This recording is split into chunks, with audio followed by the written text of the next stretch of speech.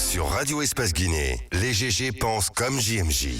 Une presse libre se voit dans la rue. Et la rue voit vraiment si la presse est libre. Cette dialectique sociale est la levure de la démocratie. JMJ. Les GG sur Espace, tous les matins 9h-11h. Liberté de ton sur Radio Espace, mais aussi sur Espace TV. Tous les matins, vous avez accès à cette émission. Merci à vous qui nous regardez sur Espace TV du côté du Sénégal.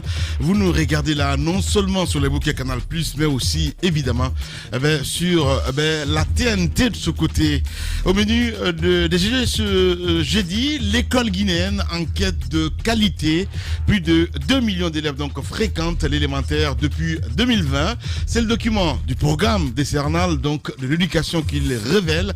Ce chiffre représente 33% du nombre total d'élèves du système scolaire guinéen. Les défis restent encore, il faut le rappeler, nombreux. On va essayer d'en parler ce matin, mesdames et messieurs, avec notre invité qui n'est autre que le Dr Ousmane Souaré, ancien ministre de l'Éducation nationale. Il sera avec nous d'une minute à l'autre dans ce studio. Vous continuez à réagir, le contact s'affiche juste en bas de l'écran, soit sur Twitter, #EspaceGG, sinon le numéro de téléphone qu'il faut avoir, qu'il faut mémoriser, le 00224 657 39 13 13. Avec plaisir, nous allons relayer vos messages un peu plus tard dans cette émission les GG. Allez, avec quelques réactions des auditeurs, nous partons avec ce premier qui nous écrit: bonjour les GG. Lamine, les militaires se sentent forts et incontrôlables. Quelle est la suite de la dame qui a été violée donc à Sigiri, bastonnée à Imbaya et tant d'autres? C'est Touré du côté de Bessia qui nous envoie ce message. On reste dans le sillage avec cet autre aussi qui nous écrit: bonjour les GG. Ça nous se Sidibé depuis la tannerie. Ce colonel est tout simplement un malhonnête soutenu donc par des subordonnés bidons. On reste avec cet autre aussi qui nous écrit: bonjour, lui il est à Lambani, Bouya-Souma, du côté de Lambani. Merci les GG, mais c'est un abus de pouvoir. Quel pays nous vivons présentement? Bon Dieu, monsieur Bouya du côté de Lambani qui nous envoie ce message. On reste dans le sillage avec cet autre aussi qui nous écrit: bonjour les GG, bonjour à toute l'équipe. Vous êtes une assurance pour tous les Guinéens. Vraiment, on est fiers de vous. Merci beaucoup. Le message n'est pas signé. Merci à cet autre aussi, Mohamed Lamine du côté de Anta qui nous a écrit. Merci à lui, il s'appelle Louloun Diaye du côté d'Almami à Kaloum. Vraiment, ce monsieur doit redescendre sur terre. Il veut dire, je le connais personnellement, il boit énormément et il sème la terreur. Il veut dire, quand il rentre dans les bars, il doit être sanctionné sévèrement. Merci. Lui, il s'appelle Louloun Diaye du côté d'Almamia. On va rester dans le sillage avec cette autre réaction évidemment. Lui il est à Kenya. Malheureusement le message n'est pas signé. Merci à tous ces grands auditeurs évidemment. Souma Dibril depuis Wankifon aussi qui nous a écrit: la lutte contre la drogue est loin d'être terminée dans notre pays. Elle n'aboutira à rien du tout parce qu'il y a des complices au sommet. Donc lui nous apprend cet auditeur. Lui c'est Dibril Ba du côté de Yimbaya. Merci beaucoup, merci à tous ces grands auditeurs. On va essayer de partir maintenant avec les tutos évidemment, avec la complicité de Kabine Condé. On est synchro, top. Et c'est parti avec ce premier tweet qui nous envoie à l'instant T évidemment sur le #EspaceGG. Le premier tweet qui nous envoie donc cet auditeur. Attention à la marche. Voilà, bien, allez. J'ai toujours peur en fait que les invités évidemment. On y va avec Tidiane Bodier Souma qui nous écrit, Botegué Ba pardon, qui nous écrit: comment voulez-vous que notre armée soit républicaine du moment où en Guinée, quand tu portes la tenue, tu te prends comme un supérieur et aucune loi, je vais dire, ne s'applique en cas de dérapage. Tidiane Botegué Ba depuis Douala. Voilà, il est à Douala, du côté de Cameroun. On reste avec Mouktar Bari également qui nous écrit: bonjour les GG, bonjour à tous les auditeurs. Pour le cas des militaires, c'est grave, c'est pareil à Boké. Il y a un colonel qui prend du crédit avec la population et il ne rembourse jamais. Voilà, moi il me doit 30 litres de gasoil d'une valeur de 270 000 francs guinéens depuis la veille des élections présidentielles 2020. Voilà, donc les éditeurs qui témoignent. Il y a des abus dans tous les sens. Allez, on y va avec Souma Dibril Massiré également qui nous écrit: bonjour les GG, bonjour à toute l'équipe. Ce monsieur, le cas de ce monsieur, Philippe est parmi tant d'autres dans ce pays, il y a des hommes en tenue qui se sentent plus forts et qui pensent qu'ils sont au-dessus de tout. Voilà, il veut dire. Voilà, merci beaucoup, Djibril Siré Souma qui nous a envoyé ce message. Un autre frustré, lui, il s'appelle comme ça sur Twitter. Bonjour les GG. La Guinée est devenue donc la plaque tournante des stupéfiants, donc nuisibles à la santé. Il faut saluer l'effort des gendarmes et encourager l'incinération donc de ces produits en public. Sinon, on a l'impression de se répéter chaque jour sur un même sujet. Kibaro, donc merci beaucoup, peuple frustré.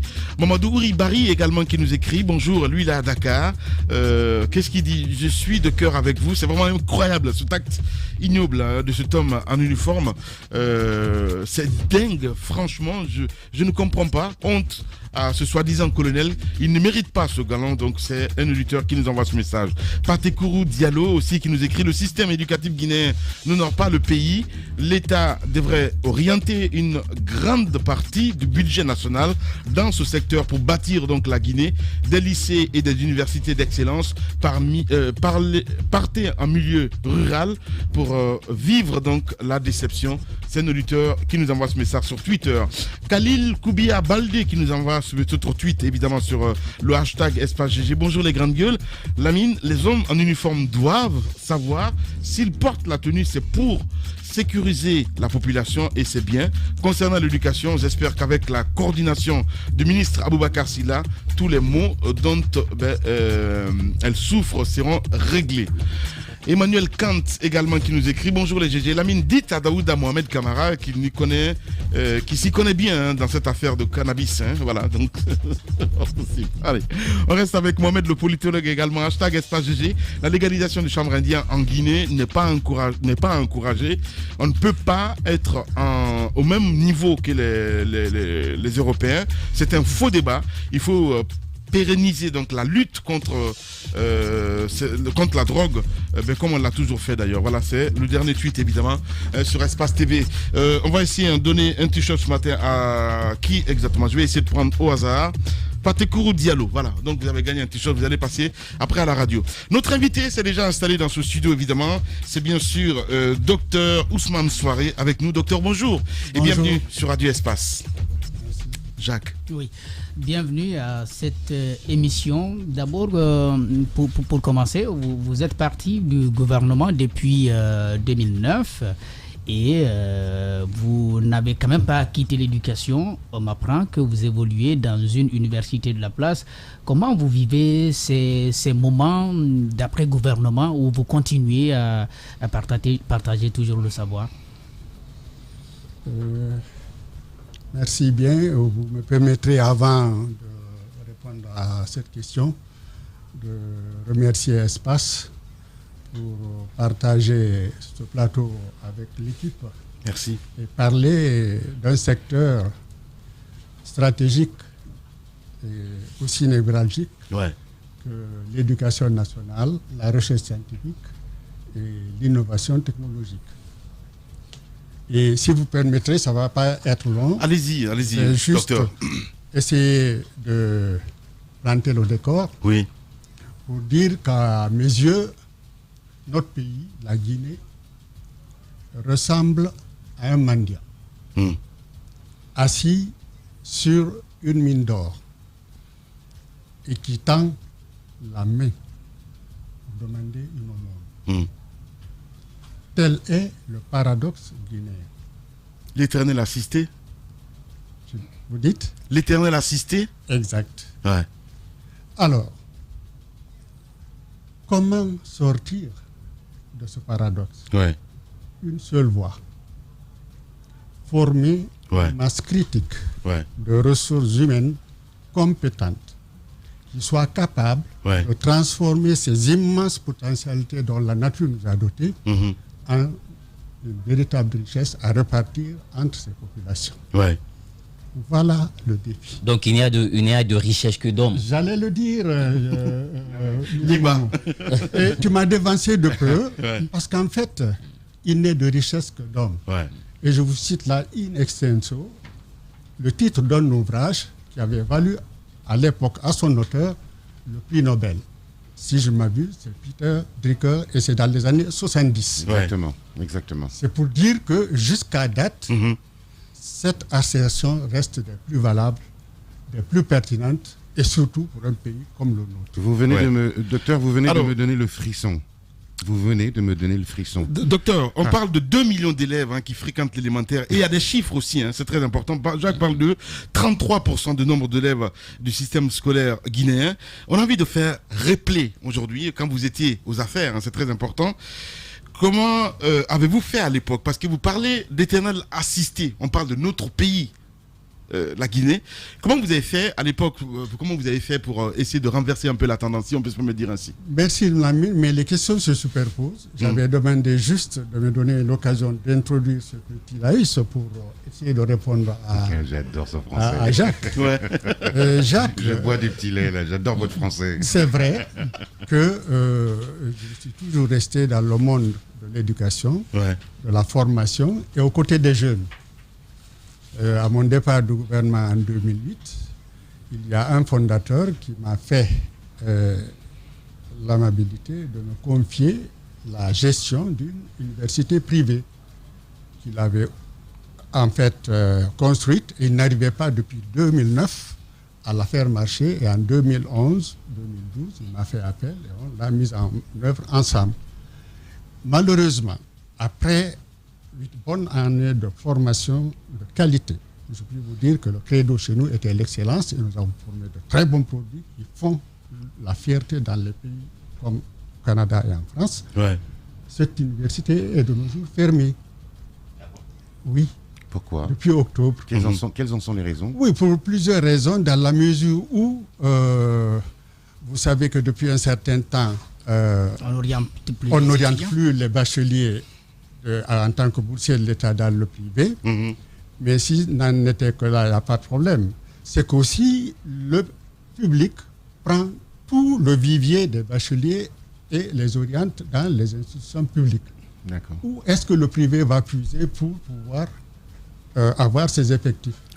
En gros, vous êtes en train de dire qu'il y a une guerre ouverte entre le système privé et le système public. Oui, pas une guerre, mais c'est tout à fait là. C'est-à-dire, au lieu de faire ce partenariat, c'est l'État qui a rompu, à mon avis, unilatéralement ce contrat qui avait été scellé depuis 2006 et qui faisait ses preuves. Là, vous soulevez la question du travail effectué par Dr Bano à l'époque, qui avait opéré un recensement biométrique des étudiants dans les universités. Et à l'époque, la raison avancée, c'était qu'il fallait rompre avec ce système-là qui favorisait les universités de la place. On a cité à l'époque Kofi Annan et même UNC qui se faisait la part belle. Est-ce qu'aujourd'hui vous remettez en cause ce travail qui a été effectué? Non, le problème n'est pas à ce niveau. Bano à l'époque. Le problème, ce n'est même pas d'abord Dr Bano, ce n'était pas lui. Et le problème n'est pas au niveau des fictifs dont on avait tant parlé à l'époque. Si c'était des fictifs, il y en avait plus dans le public que dans le privé. Est-ce que vous voyez? Oui. Donc le problème n'est pas à ce niveau. C'est de savoir que l'État, dans tout pays, ne peut pas tout faire, surtout en matière d'éducation. Et qu'il faut absolument que l'État coopère avec le privé. Il n'y a pas et il ne saurait y avoir d'État-providence. D'accord. Voilà. Puisqu'on a des trucs, une feuille de route, je vous laisse. Justement, peut-être, deux questions. On va passer de élémentaire, on est passé d'1 250 000 en 2006 à plus de 2 millions en 2018, 68% en 2018 contre 76% en 2006 dans le public. Ça veut dire qu'il y a ce nombre qui grossit, il y a donc de l'infrastructure qui est là. Et comment vous analysez un peu cette étape d'aller de 1 million à 2 millions? Comment on peut expliquer cela? Est-ce que l'État finalement a compris qu'il fallait investir aussi dans les infrastructures, même si le chemin est encore long? Absolument. Et là, les partenaires techniques et financiers ont beaucoup contribué à appuyer l'État dans la construction d'infrastructures pour pouvoir scolariser tout enfant en âge d'aller à l'école, parce que c'est un droit imprescriptible. Et aussi, il faut savoir que la population guinéenne ne fait qu'augmenter. C'est en toute logique que ces chiffres-là parlent. Parce que le flux démographique augmentant, il faut s'attendre à ce que le flux de l'école aussi augmente. Et que nous ayons ces chiffres-là, et ils pouvaient même être, à mon avis, plus élevés, mais ça ne serait qu'à l'avantage du pays. Parce qu'un pays ne peut se construire que par le savoir-faire. Je sors 2 secondes de la feuille de route, 2 secondes pour rebondir sur ce que vous avez dit à l'entame de cette émission, à savoir la Guinée qui est assise sur un tas d'or et qui tend la main. Comment se fait-il que des gens, parce que je vous entends parler, on sent que vous êtes extrêmement bien formés, vous avez le vocable strict et rigoureux de l'enseignant et du docteur, comment se fait-il que la Guinée soit devenue une telle fabrique de médiocrité avec des gens comme vous formés à ce point? Il y a un paradoxe là aussi. Oui.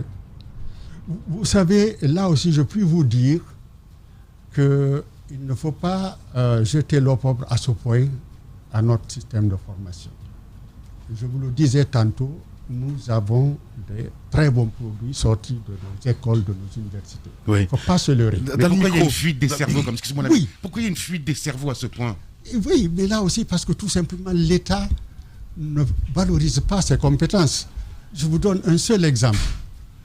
L'État donne chaque année, en tout cas, sauf peut-être ces 2 dernières années ou cette année, des bourses aux lauréats. Et les lauréats du bac, c'est ce que l'on a le meilleur dans le produit scolaire. Et ces gens-là sont abandonnés non seulement à eux-mêmes durant leurs études, mais aussi après leurs études, on ne fait rien pour les ramener au pays. Donc c'est les autres qui profitent de ces cerveaux-là. C'est les autres pays. Et pour en revenir à votre question, moi, de mon point de vue, il n'y a pas de mauvais élèves. C'est comme une sorte de terreau fertile dans lequel on inculque un savoir. Ouais. Et si celui qui donne la formation, et vous m'avez gratigné à ce niveau, fait bien son travail, il y a des chances que la formation soit de qualité et que le produit soit de qualité. Et c'est ce qui est. Mais lorsque c'est un fourre-tout, il y a la pléthore partout, au niveau du secondaire, au niveau des amphis.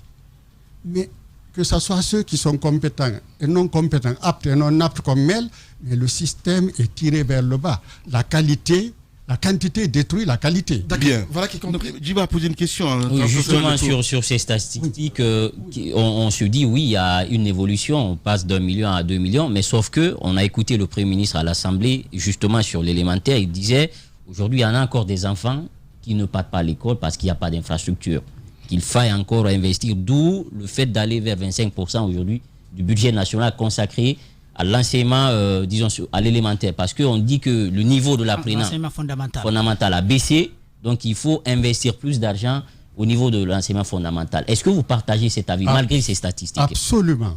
On n'a jamais trop investi en matière d'éducation. Moi, je trouve même que les 25% là sont faibles. Autant on investira pour pouvoir construire des infrastructures, former des formateurs équipés, autant on aura une formation de qualité.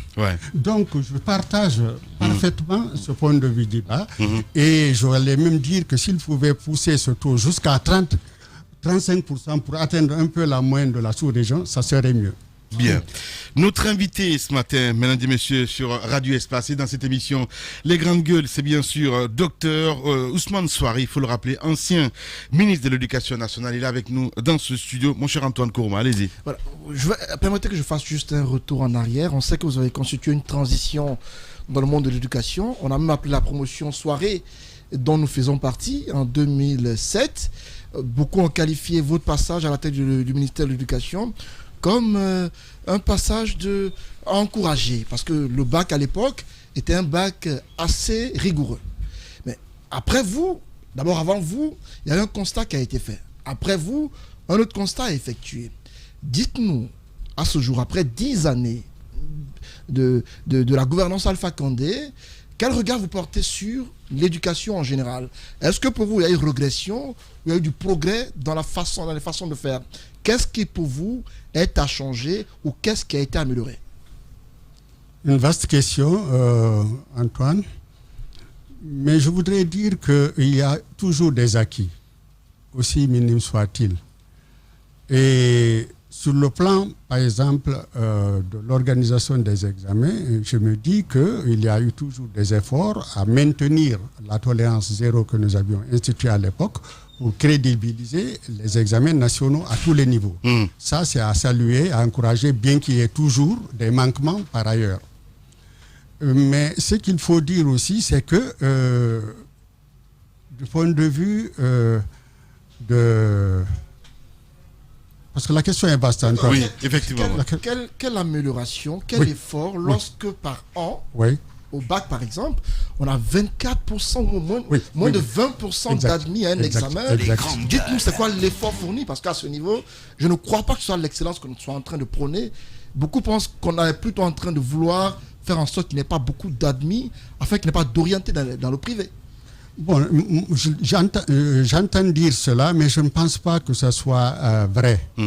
Parce qu'aucun enseignant, aucun pédagogue ne pourrait brimer un enfant de son mérite. Par contre, et là où je salue aussi la rupture que vous avez dite en 2007, il fallait absolument rompre la descente aux enchères du système où on avait 70% d'admis au bac, alors que dans le même temps, nous étions entre 20 et 25% dans la sous-région. Et c'est ce que nous avons réussi en venant en mars 2007 aux affaires, et en juin déjà nous avons réussi à faire ce bac dont vous parlez tant et pour lequel je rends beaucoup de félicitations à Antoine ou à tous les bacheliers de 2007. Vous êtes aptes à tout et vous pourrez faire tout ce que vous voulez dans le monde parce que vous avez eu un bac rigoureux et méritoire. Mais de vouloir seulement aussi amener à des taux élevés d'admission sans que le mérite n'y soit, je pense que c'est tricher d'autre part avec aussi la nation. On parle de 45 000 à l'époque, c'est bien cela, il y a que 9 000, parce que c'est la génération cabinet en même temps. Justement, j'insiste sur la question, docteur, parce qu'il y a eu des examens par exemple pour lesquels il y a eu beaucoup de tollés, beaucoup d'irrégularités qui ont été signalées, sauf que le gouvernement, le ministère de l'Éducation a laissé faire. Il y a eu on a signalé des cas de fraude, des irrégularités dans beaucoup d'écoles avec des noms à l'appui. Et même à l'époque, des réseaux sociaux ont été mis à contribution pour des cas de fraude. WhatsApp, Facebook et tout cela. Mais malgré tout, on a fermé les yeux pour laisser faire. Dites-nous que ce gouvernement a fait des efforts à ce niveau-là. Non, au contraire. Et là, ça m'a fait très mal au cœur. Parce qu'il vous souviendra qu'après vous, en 2008, quand j'ai eu une fuite avérée au brevet, j'ai été obligé de reprendre les examens du brevet, d'annuler systématiquement. Et à quelques moments, lorsque je suivais effectivement ces dénonciations par la presse et par même des observateurs des examens nationaux, et que l'État nie cela ou refuse d'en tenir compte, non seulement de faire olé et peut-être même démanteler autant que faire ce réseau, ça m'a fait mal au cœur. On a laissé faire et souvent là, ça ne peut pas, disons à mon avis, motiver un enseignement de qualité. Alors, de l'observation que vous faites là, c'est une analyse que je vous demande. Il y a cette évolution des chiffres dont parlait Diba tout à l'heure, mais quand vous prenez les taux de réussite, on se retrouve avec 67% à l'école élémentaire, les élèves en tout cas qui entrent et qui réussissent à finir l'élémentaire. Mais pour atteindre la 10e année de collège, c'est seulement 32%. Ça, c'est un document du plan décennal de l'éducation qui le dit. Comment est-ce que vous analysez ces difficultés, ces échecs pour nos apprenants? Si c'est une projection, à mon avis, il faut la revoir parce qu'il faut absolument élever le taux de réussite. Et il y a des pays comme la France où c'est de 100% de passage du primaire au secondaire. Il n'y a plus d'examen à ce niveau. Et donc, si déjà à 67%, entrer en 7e, je trouve cela extrêmement bas. Avec les déperditions, on est amené à avoir la moitié au brevet et le tiers au bac. Voilà. Donc il faut absolument projeter quelque chose de plus consistant et travailler à cela. Maintenant, sur la question, qu'est-ce qui justifie un peu cette baisse-là? Si on voit un peu à l'élémentaire comme il a dit et au secondaire pas de 32%, est-ce que c'est parce que il y a les charges de la vie, l'apprenant il démissionne, ou bien c'est la démission parentale, ou bien c'est parce que les formateurs, il y a aussi leur niveau qui se pose avec acuité. Est-ce que c'est tout cet ensemble qui justifie un peu ces statistiques? Oui, il y a plusieurs facteurs qui concourent à cela, à ces manquements.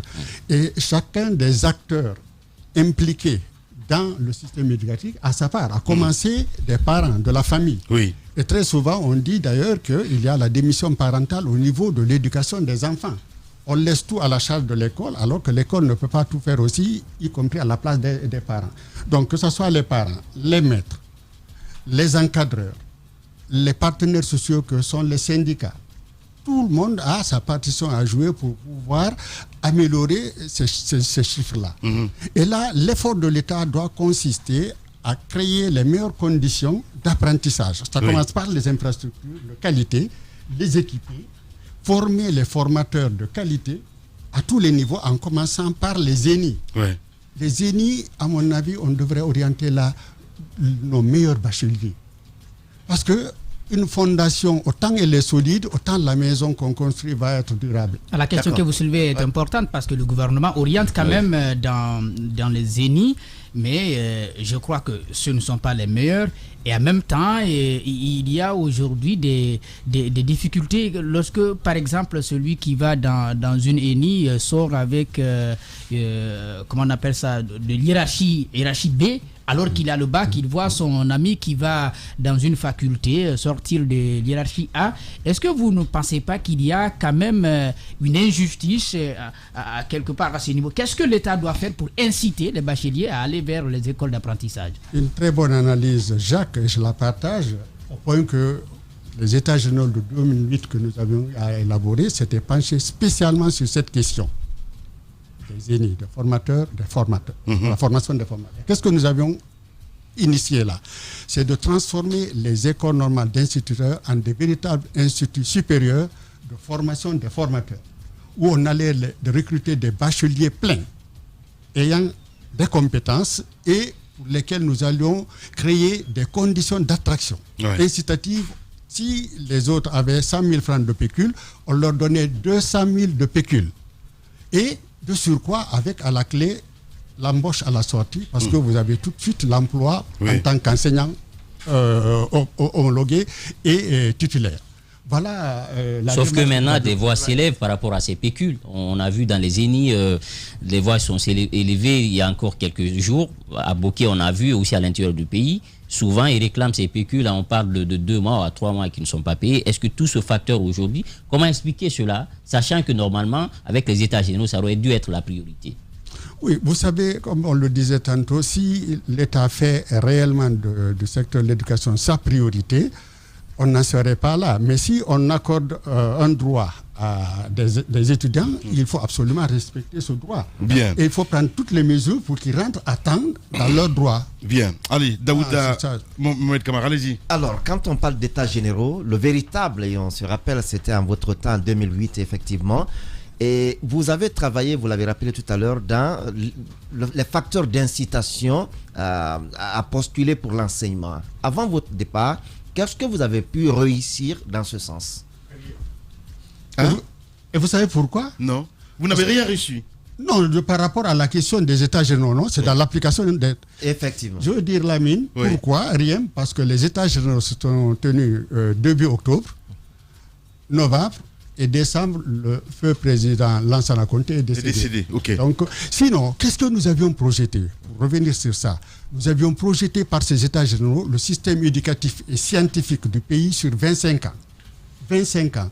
Et nous allions faire en sorte que ce soit une charte nationale d'éducation et de la recherche que nous allions soumettre au Parlement pour en faire une loi de l'éducation. Voilà ce que nous avions projeté et qui allait nous permettre de travailler au moins sur 25-30 ans sans pouvoir tenir d'état général. Et d'ailleurs, le chef de l'État... Qu'est-ce que ça comporterait cette loi? Qu'est-ce que ça... Oui, c'est toutes les recommandations issues de ces États généraux qui avaient été préparées pendant 6 mois et déroulées en 5 jours au niveau national. D'accord, le chef de l'État, sur la même question d'États généraux, parle d'États généraux encore de l'éducation, de la santé. Et donc, ça veut dire que ce qui a été fait pendant que vous étiez là, et on balaye du revers de la main cela? Ben oui, parce que entre-temps, je veux dire, quand tu es décédé, il l'a dit tout de suite. Oui, mais il y a des recommandations quand même qui étaient là. Très bien comment ça se passe. Justement, il y avait des recommandations qui étaient là. Allez-y. Lamine, tu as raison, parce que c'est le perpétuel recommencement. Il n'y a jamais de continuité. Mais il faut aussi craindre que le mot État généraux là ne soit une panacée, j'en doute. Ce n'est pas parce qu'on seulement on a tenu des États généraux qu'on va réussir tout. La preuve est qu'il y en a eu récemment par ce nouveau régime, mais ça nous a mené nulle part. Ben voilà. Docteur Ousmane Souari, notre invité ce matin. Allez-y, mon cher Docteur, je vais continuer gentiment à vous égratigner. C'est mon rôle ici. Allez-y. Pardonnez-moi d'avance. Même s'il n'y a pas de rôle ici. Non, je me l'attribue.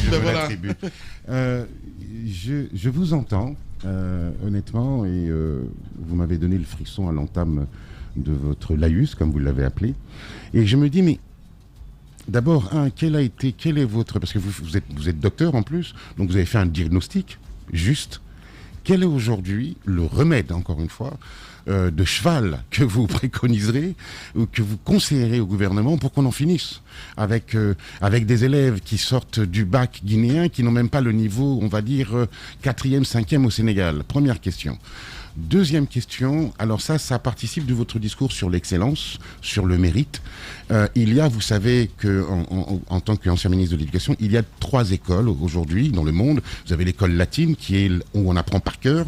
Vous avez l'école germanique qui est le pragmatisme, et puis l'école nordique où on développe les capacités de l'autonomie de l'enfant. Et les 2 écoles que je viens de citer précédemment rallient actuellement l'école nordique où on demande à l'enfant d'être autonome, où on privilégie... Les grandes gueules. C'est important ce que je dis, l'administration. Où on privilégie l'autonomie de l'enfant. En gros, on a révolutionné le système éducatif mondial par rapport à cela. Et ça donne d'excellents résultats au Japon, en Corée du Sud, etc. Au Canada. Et au Canada. Merci de le confirmer. Selon vous, monsieur le ministre, comment pourrait-on justement faire les états généraux pour parler de ces sujets-là qui sont somme toute importantes, le sujet de la formation, et quelle direction l'école guinéenne doit prendre par rapport aux excellents résultats que l'école nordique donne aujourd'hui dans le monde? Excellente question. Sur le premier pan de votre question, j'allais dire qu'il faut prendre le taureau par les cornes. Il ne faut pas, à chaque cas qui se pose, il ne faut pas hésiter, il faut prendre toutes les mesures qui s'imposent pour pouvoir qualifier le système. Ça, donc c'est au cas par cas, sur les différents domaines de qualification du système.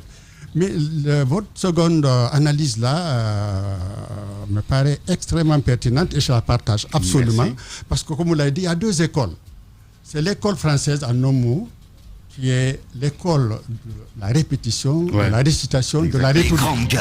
Et l'autre, le pragmatisme anglo-saxon. En un mot, c'est ça. Allemand, exactement. Où le questionnement fait partie de l'apprentissage de l'élève. Alors que l'autre, on lui dit ce qu'il faut réciter, il le récite comme un perroquet, et puis voilà. Celui-là, c'est un peu comme ce que disait Montaigne. Du XVIe siècle, mieux vaut une tête bien faite qu'une tête bien pleine. Exactement. Alors, la tête bien pleine, on l'a remplie de tout. Oui. Je vous donne un simple exemple. La France, à l'école française, on me dira, qu'est-ce que c'est qu'une table? Une table, c'est une surface rectangulaire qui a 4 pieds, etc. etc. Le système anglo-saxon dont parle ce Courma, oui, tout à fait, oui. On dira tout simplement, voici la table.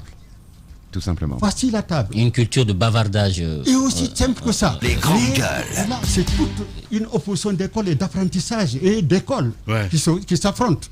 Et je veux dire que nous devons absolument, en Guinée, repenser notre système éducatif et le rendre, disons, épouser l'ère du temps. Merci. Il faut le rendre Dernière question, s'il vous plaît. Dernière question. Pardon, Ahmed, pour enchérir, parlant d'épouser l'heure du temps, moi j'ai un souci. Je me dis qu'il faut que je la pose. Je le pose. C'est par rapport au contenu des programmes.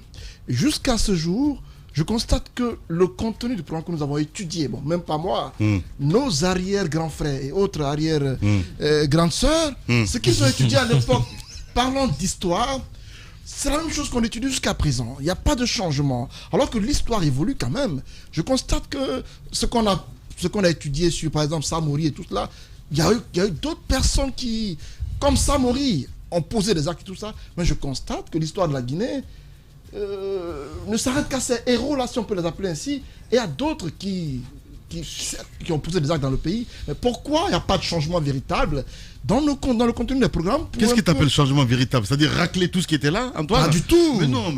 L'améliorer. Faire des réformes, il n'y a pas d'améliorer. Loin de moi de penser comme ça. J'ai pas dit de racler la mine. Mon point de vue, dessus. Si vous permettez. On ne tape pas dessus, Antoine. Mais attendez, quand même. Si ce que vous dites est réel, c'est extrêmement grave. Normalement, quand même, Antoine. Ne serait-ce que chaque décennie, on doit pouvoir adapter le contenu de nos programmes d'enseignement. Voilà. Si on ne les adapte pas, c'est qu'on ne s'accommode pas au monde moderne. Pourquoi est-ce que je le dis, docteur? On constate qu'il y a des enseignants, par exemple, d'histoire, qui ne fournissent plus d'efforts. Le même cahier de préparation qu'ils ont depuis des décennies ou des vingtaines d'années, c'est le même cahier qu'ils prennent. Quand ils viennent maintenant, Mais ils ne regardent plus dans le cahier. Ils le font. Ils font les cours de manière simple. À la française, en fait, bûché quoi. Tout est bûché. Oui. Il n'y a plus d'efforts à fournir. C'est le même programme que nous enseignons. C'est le constat. Bien, allez. Non, là, à ce niveau, les maîtres devraient pouvoir être constamment évalués. Non seulement dans leur formation de base, mais surtout dans leur évolution pédagogique. Si on laisse à l'enseignant le libre cours d'enseigner ce qu'il veut, ce qu'il peut et comme il le veut, ben on assiste à ce que vous dites là. Mais s'il sait qu'il est suivi et rigoureusement évalué, ben il va pouvoir améliorer ses enseignements. Encore que l'État, encore qu'il est du encore l'épineuse question des formateurs. Hein. D'une part, mais aussi de donner le contenu aux enseignants, d'orienter les programmes d'enseignement. Ça, c'est le rôle premier de l'État. Bien. On a 20 minutes de la fin de l'émission, évidemment. On parle des dépenses maintenant. C'est très important. Daouda Mohamed Kamara. Oui, des chiffres qui nous ont été fournis. Par exemple, 267 milliards de francs guinéens en 2006 investis dans l'éducation. Et en 2016. En 2006 d'abord. Maintenant, 1971 milliards en 2016, un taux de croissance de 22%. Avec quel résultat aujourd'hui, docteur Souaré, quand on sait que le problème, il est encore là? C'est d'abord saluer l'effort, parce qu'il faut dire qu'au moment où nous arrivons aux affaires, le pourcentage du budget national alloué au développement était de 12%. Et c'est ce que vous avez signalé, je crois, en 2006-2007, c'est aux environs là. Et qu'il y ait eu cette progression en 10 ans, c'est pas mauvais. Mais je dis que c'est pas suffisant. C'est-à-dire, il ne faut pas s'interroger, qu'est-ce que l'argent, à quoi l'argent a servi, mais il faut d'abord voir l'effort même que l'État fournit pour pouvoir en faire une réelle priorité. Que ce ne soit pas dans les slogans, mais le meilleur indicateur, c'est ce financement-là. Le reste maintenant dépendra comment on gère ces fonds et comment on les répartit entre les différents paliers du système. Mais moi, je salue cela et j'encourage à aller de l'avant encore pour que ce taux soit encore amélioré. Je l'avais dit. Oui, mais le taux d'investissement dans un système, quand même comme l'éducation, c'est pour des résultats. Absolument. Et aujourd'hui, il y a beaucoup plus de facilité qui s'offrent à l'apprenant pour mieux apprendre, mais malgré tout, on voit encore que la médiocrité reste dans le système. Bon, vous savez, ça, ce n'est pas à imputer encore à l'argent. C'est toujours la manière de pouvoir gérer, organiser et surtout faire en sorte que les différents facteurs qui doivent concourir à la qualification du système soient agencés de manière cohérente. Notamment donner à l'enseignement préuniversitaire ce qui lui convient, ce qui lui revient, à l'enseignement technique et à la formation professionnelle ce qui lui revient, à l'enseignement supérieur à la recherche ce qui lui revient dans ce pourcentage. Et chacun doit pouvoir maintenant correctement utiliser cet argent pour pouvoir aller à la qualification du système. C'est ça que je veux dire. Et on ne peut pas aussi mesurer tel que vous le dites là, être aussi sceptique. Pour dire que la qualité n'y est pas. Non, il y a toujours de très bons produits sortis de nos écoles, de nos universités. Mais qui se comptent du bout des doigts. Oui, bien sûr. Aujourd'hui, plus on va d'année en année, on se rend compte que l'école guinéenne perd vraiment la qualité. Oui, là je vous le concède. Alors. Je vous le concède, et cela dépend à mon avis aussi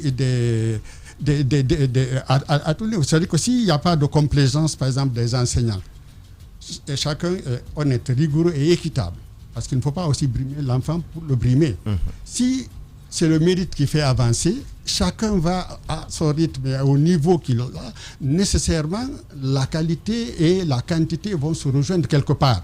Mais si on laisse n'importe qui passer à la classe suivante ou bien au niveau suivant sans qu'il y ait le mérite, je dis qu'on n'ira pas au résultat escompté. Justement par rapport à ces chiffres, parce que ça c'est juste des chiffres comme vous le dites, et c'est l'organisation qui poserait problème. Vous avez parlé de fondation tout à l'heure pour une maison solide. Est-ce que dans ce budget, parce que l'État dit on va dorénavant aller vers 25%, on n'a pas entré encore les 35% dans la sous-région, est-ce qu'il ne faudrait pas centrer les efforts sur l'éducation élémentaire? C'est-à-dire, parce que c'est de ça là-bas, c'est la fondation. Si on réussit là, je pense que ça peut avoir des répercussions sur les autres, niveaux. Non, je ne pense pas qu'il faille scinder la pyramide, le système. Mais il faut donner une proportion à chaque niveau. Parce que si on concentre tout aussi au niveau du primaire, on l'a eu par la suite, par le passé avec les phases, dans les années 90. On a beaucoup investi dans le primaire. Résultat, on a laissé le secondaire, on a laissé l'enseignement technique, on a laissé le supérieur. Qu'est-ce qui est arrivé? On a eu les pléthores qu'on a eu au secondaire.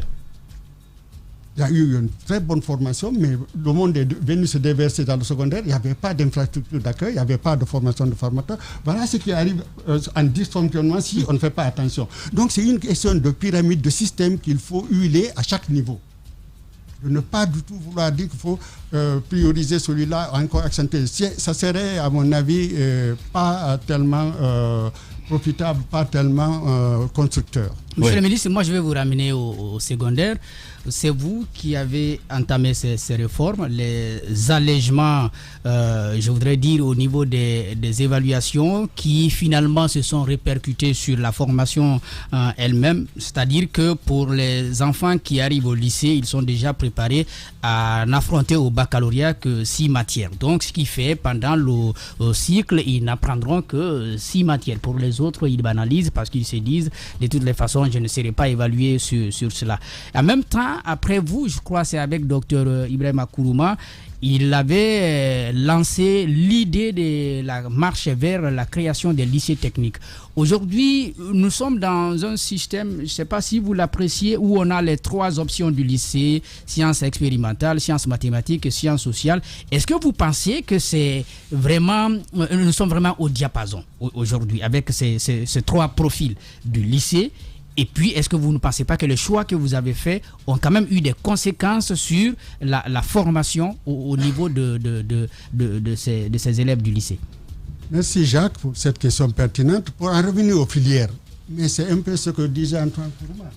Nous évoluons encore au bac avec un système qu'on a hérité du premier régime. C'est-à-dire qu'on est resté à 3 filières pour le bac, alors qu'il en fallait avoir des dizaines. Donc là aussi, c'est à l'État de pouvoir normalement révolutionner ça, entrer des filières pour le bac et en même temps préparer des filières pour l'enseignement technique et la formation professionnelle, etc. Avant les lycées techniques.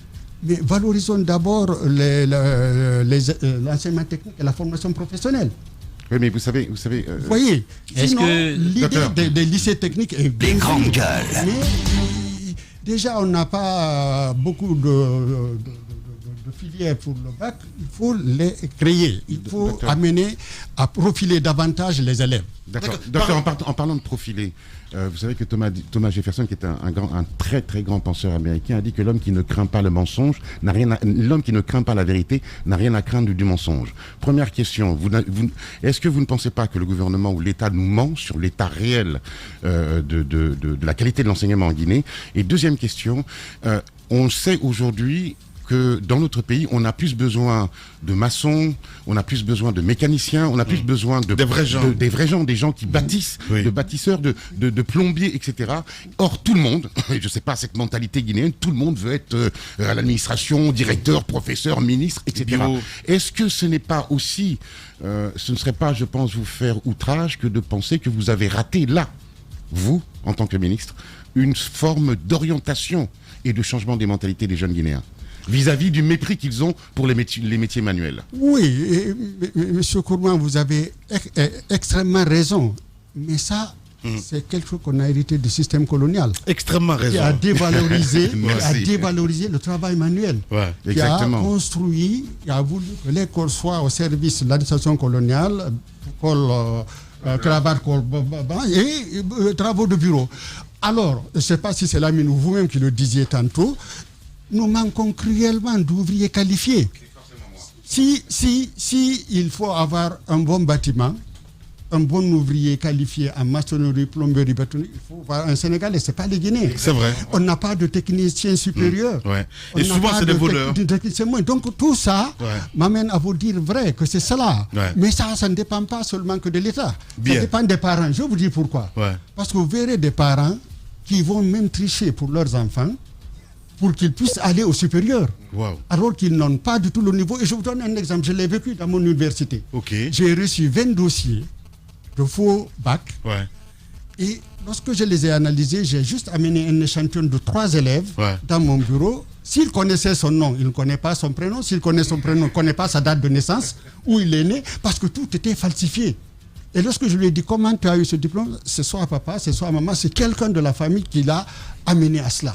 Vous voyez jusqu'où c'est grave. Wow. On incite l'enfant à tricher et à ne pas aller là où il peut faire quelque chose pour le pays. Les grandes gueules. Comment faire justement, parce que là on parle de remède, comment faire pour redonner ces lettres de noblesse à ces magnifiques métiers qui sont les métiers du bois, les métiers du bâtiment, les métiers, encore une fois, c'est pas une honte, il faut le rappeler. Oui, c'est important. Comment faire pour redonner ces lettres de noblesse à ces magnifiques métiers? Alors là, par exemple, là, il faut saluer ce que je vois en train de se faire depuis quelques années au niveau de l'enseignement technique. Vous savez, l'ENAM est une école prestigieuse. Tout à fait. Et ils ont tenté de délocaliser ces ENAM-là en des ERAM. Sauf que ça tarde à venir. Mais si cela se concrétisait, avec ces infrastructures que j'ai vues, flambant neuf, avec des équipements modernes et des enseignants formés, ça va pouvoir attirer des jeunes vers ces métiers-là. Donc vous êtes optimiste pour l'avenir? Absolument. Et il travaille aussi les mentalités, parce que les jeunes pensent que c'est dégradant, c'est rabaissant d'aller dans ces établissements. Et d'où les conseillers en orientation devraient aussi jouer leur rôle. Et là, pourquoi je dis que c'est là important, alors que tous ceux qui sortent de ces licences-là n'auront pas d'emploi, alors que celui qui sort tout de suite de ces institutions a tout de suite un emploi. Et s'il n'a pas d'emploi, de toutes les façons, le pays a besoin de sa construction, parce qu'il est en train de se construire, de se bâtir. Ne c'est pas par la tête seulement, il faut les mains. Et bravo, valide. Rapidement. Allez-y, Antoine, dernière question. Ces deux questions rapidement, docteur. C'est par rapport aux examens nationaux toujours. On constate qu'il y a 6 matières dans lesquelles il faut composer au bac, par exemple, et c'est venu de vous. En votre temps, en 2007, beaucoup pensent que cette façon de procéder rend l'élève paresseux. Il se dit que les autres matières n'ont plus d'importance pour lui parce qu'il ne compose pas dans ces matières au bac. Est-ce que pour vous, il n'est pas nécessaire de faire revenir les différentes matières dans lesquelles nous étudions à l'école au niveau des examens nationaux? La deuxième question, c'est le débat par lequel vous avez commencé, l'orientation dans les écoles privées. On assiste aujourd'hui à la fermeture de beaucoup d'universités, dont la vôtre, qui deviennent automatiquement des écoles pré-universitaires. On voit qu'il y a d'autres écoles comme Cheikh Modibo Diarra et d'autres qui sont contraints de fermer parce que l'État ne rentre plus là-bas. À votre avis, quelles seraient les conséquences dans les mois à venir s'il n'y a pas de solution véritable au niveau des orientations? D'abord, pour la première question, je suis convaincu qu'il ne faut pas surcharger l'élève. Il faut alléger autant que faire se peut l'élève. C'est un peu ce que disait M. Kourma. Il faut absolument faire une tête bien faite que des têtes pleines. Inutile de lui mettre des matières dont il n'en aura pas besoin dans la vie. Ça a des conséquences. Attendez, vous savez pourquoi je le dis? Faire les grandes gueules. On va pour le LMD très souvent, qui pour moi est un système pour se débarrasser de vie de l'étudiant. On fait 6 matières. Tu as affaire à celui qui a introduit le LMD. Donc, fais attention.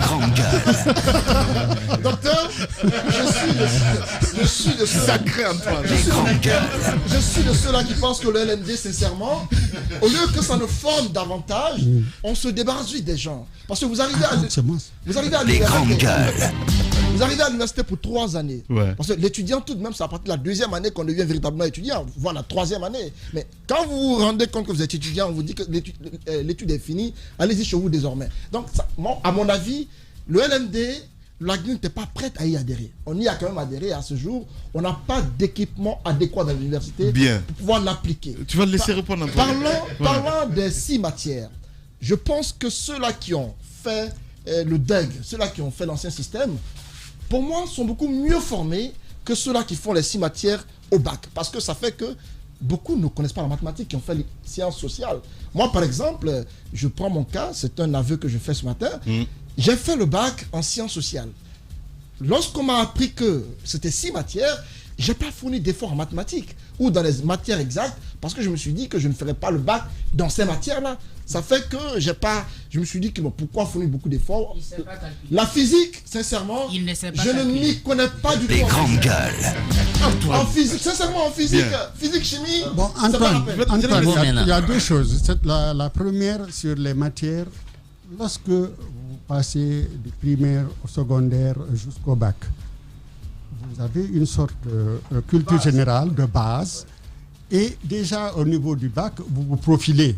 Vous n'avez plus cette culture générale élargie que vous aviez. Et quand vous passez le bac pour aller à l'université, vous vous spécialisez. Et dans la spécialisation, là encore, c'est pointu.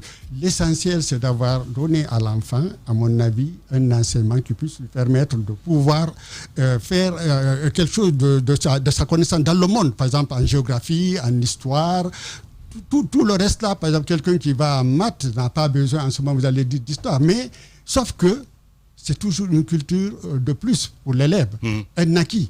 Donc là, je suis formel qu'il ne faut pas surcharger l'élève rien que pour dire qu'il a plusieurs matières au bac. Voilà. Par contre, il faut plusieurs filières au bac. Sur la question des orientations. Maintenant, les orientations dans les universités privées, voilà, aujourd'hui, ce n'est pas fait. En lieu et place de cela, qu'est-ce que l'État aurait dû faire pour éviter de fermer les portes? Non, ici, c'est de pouvoir normalement continuer à collaborer avec le privé.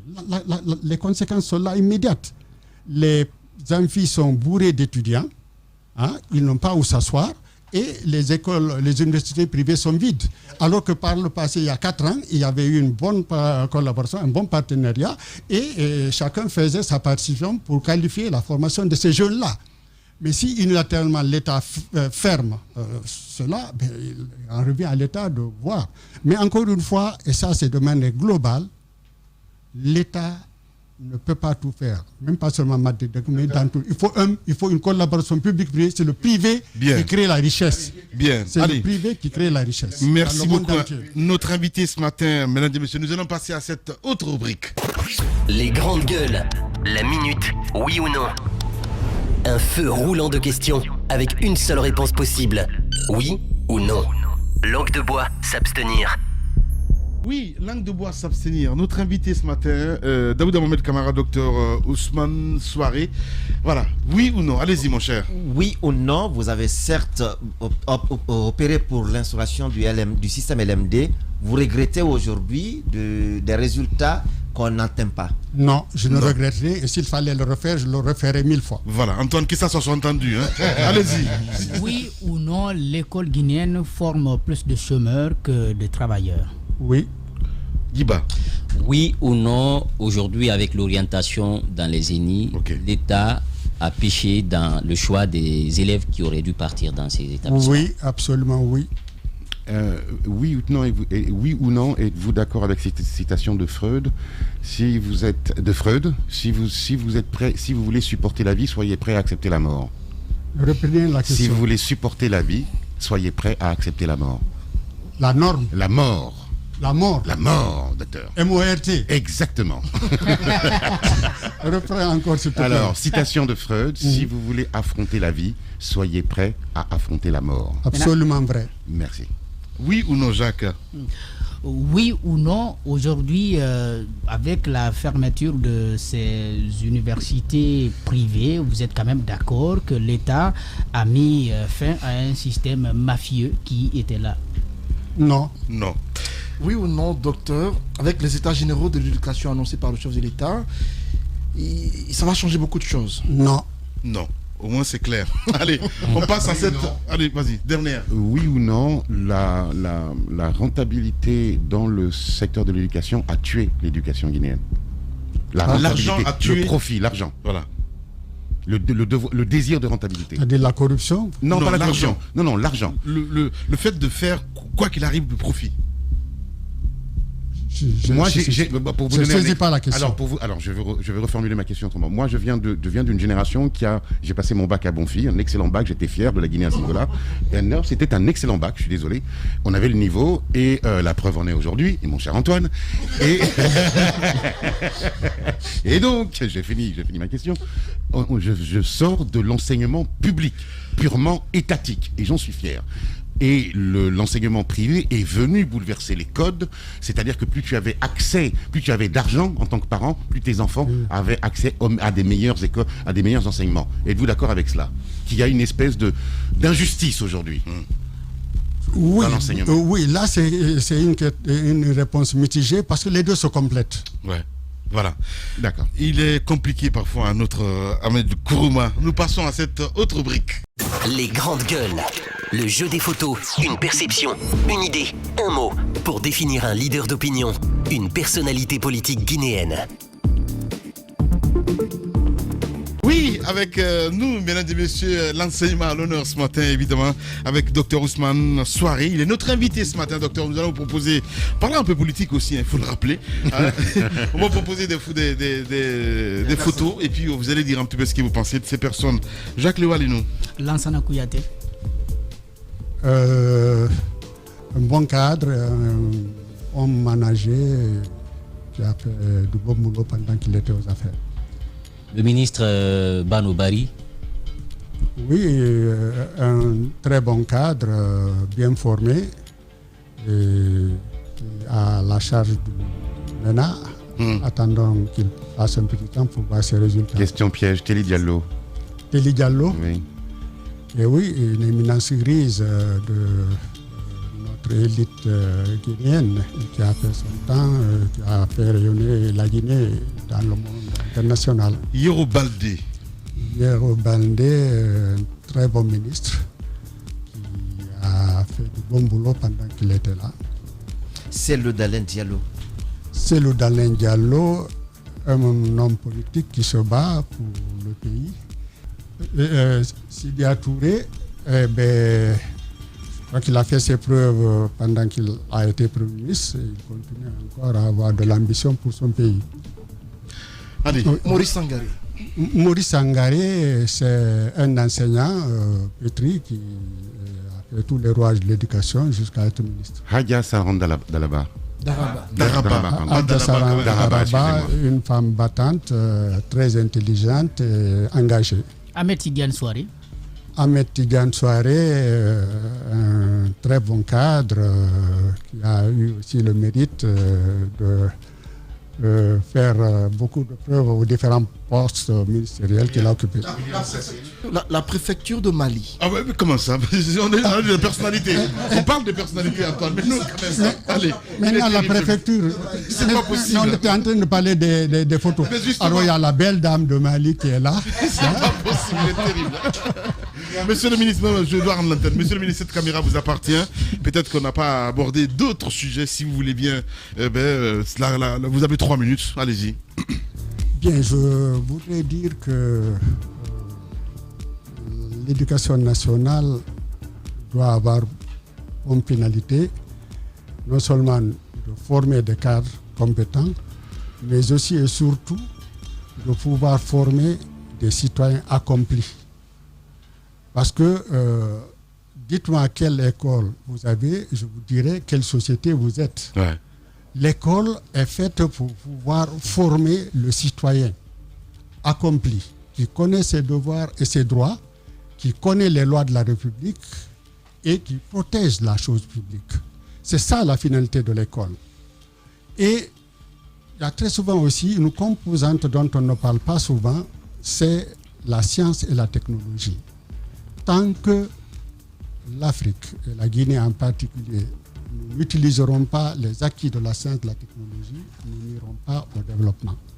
La recherche, c'est comme la torche qui éclaire le chemin du progrès. Que ce soit en entreprise, que ce soit dans une nation, il faut que les acquis de la science et de la technologie servent à pouvoir résoudre les besoins des populations. Il ne s'agit pas d'une recherche extra, mais poser rationnellement les problèmes de la population et trouver des réponses rationnelles à ces questions. Et ça, c'est le rôle de l'école, le rôle de l'université, le rôle des chercheurs scientifiques que nous avons. Et croyez-moi, nous avons des génies dans ce pays. À tout le niveau, il y a du talent. Ouais. Vous voyez des gens qui construisent quelque chose qui n'a l'air de rien. On dit que c'est des bricoleurs, mais c'est des génies créateurs. Tous les niveaux, vous voyez, vous, les médias, vous le faites. Et c'est par ça que les autres pays se sont construits, notamment les dragons d'Asie du Sud. Donc il faudrait que notre pays aille à cela, à ce que nous puissions former une masse critique, pas tellement une élite, mais parce que l'élite c'est une masse critique qui puisse transformer, encore une fois par ça que j'ai commencé, nos immenses potentialités naturelles en une véritable richesse à partager. Et cela, nous devons le repenser dans ce monde globalisé dans lequel nous vivons.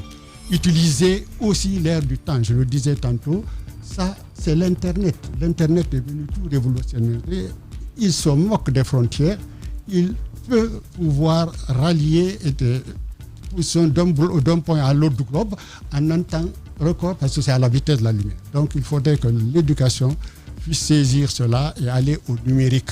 Bien. Le numérique pourrait nous aider à pallier à beaucoup de problèmes que nous avons évoqués ici, le manque d'infrastructures, le manque d'enseignants, parce que même enseignants pourraient faire beaucoup de choses à la fois pour pouvoir enseigner plusieurs étudiants à la fois étant en un seul endroit. Donc il faut épouser encore l'ère moderne du temps, utiliser les acquis de la science et de la technologie moderne. Merci beaucoup, docteur, en tout cas, d'être passé dans ce studio ce matin. Les GG sur Radio Espace Guinée. Allez, mea culpa, Antoine, rectificatif, on va le dire comme ça. Voilà. Pas mea culpa, juste une précision. Alors. La précision, elle est importante. C'est au sujet de Sékou Koundono. Hier, on disait qu'il était à Bruxelles, apparemment. Notre activiste ne veut pas que nous... qu'on décline sa position actuelle. Il nous apprend qu'il est toujours au Sénégal. Il faut rappeler que l'information a été donnée par des confrères. Je l'ai rappelé tantôt hier qu'il était à Bruxelles. Il nous apprend ce matin, parce qu'apparemment il est très frustré, qu'il est à Dakar. Il est à Dakar, c'est Koundono, c'est sa position actuelle. Merci Antoine. Il n'a pas bougé de la capitale. Merci Antoine, c'est pas possible, il est terrible. Allez, grand merci à Jacques Levalino qui a préparé cette émission. Merci à Amadou Sow à la réalisation, à Mafata Sano côté régie, à Kabine Condé, à toute l'équipe de ce côté, Alassane Diallo, l'homme de nuit, Mamoudou Condé. Eh bien oui, Kéde Condé, du côté de la régie. Prenez soin de vous. Lundi, je vous retrouve demain, c'est Diba Milimono que vous allez retrouver évidemment pour la conduite de cette émission. Prenez soin de vous. Au revoir. À lundi.